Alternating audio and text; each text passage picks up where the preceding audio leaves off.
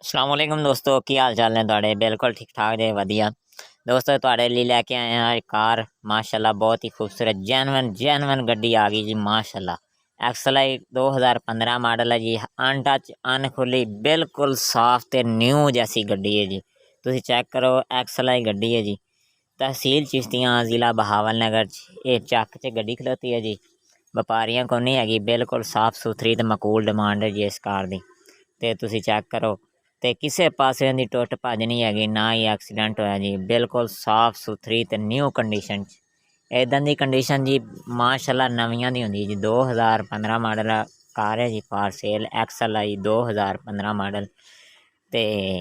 मालिक इस कार की कीमत केड़ी कार ने वो कार है जी 21 लाख रुपया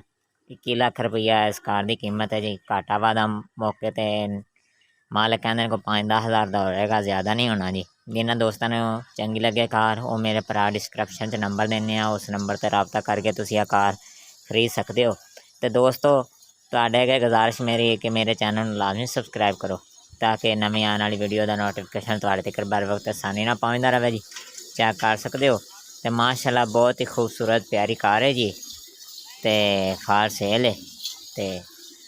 फिर अगर तुहानू वीडियो अच्छी लगती साड़ी वीडियो में लाइक तो सबसक्राइब तो शेयर लाजमी करो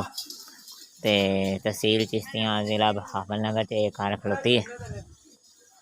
2015 मॉडल है लाहौर का नंबर है तहसील चिश्तियाँ ज़िला बहावल नगर च अवेलेबल है जिन्हें लैना ही हो मेरा भरा रबता करे अदरवाइज गाला ना करे तो बड़ी मेहरबानी शुक्रिया अल्लाह हाफिज़।